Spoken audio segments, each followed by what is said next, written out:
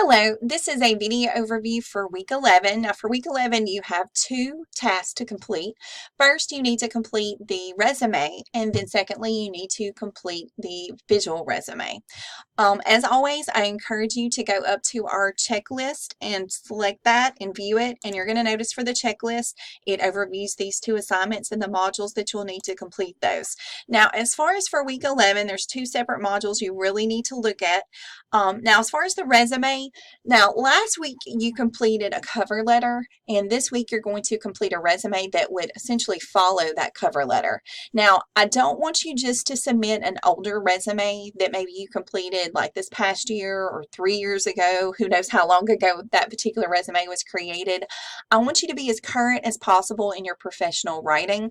As I mentioned in the announcement, in the same way that fashion and also music has trends that change, professional writing, such as for resume, changes as well. Now, there's a very good handout that I would encourage you to look at. I did not make this, but it's awesome, and it is the resume guide and examples. If you'll scroll through, this particular instructor, and she works within Human Resources, which does hiring, Lisa Warsk, she is a university professor who created this handout on resume writing, and it goes step by step through all the different sections of the resume, from the heading to essentially your educational and professional experience, also to your skills and your interests, finally to the reference page. And she gives several examples of potential employees' resumes that you'll find very, very helpful.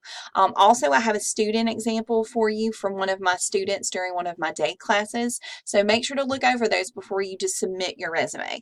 Now, as far as the visual resume, you probably didn't even know this existed. It's very new and trendy as far as for applicants to submit a visual resume. As I mentioned in the actual overview of the visual resume lesson, not all companies are going to require you to have a visual resume, but it shows that you have an initiative to go the extra mile to get this particular job that you're applying for.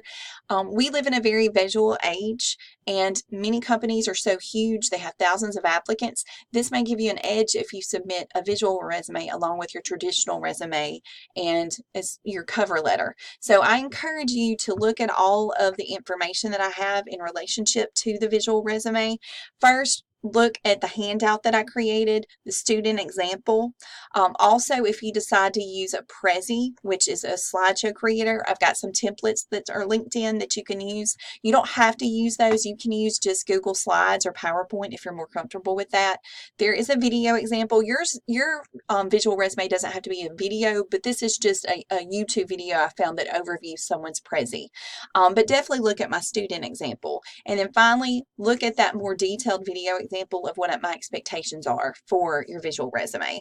I hope that you're finding this section on professional writing helpful.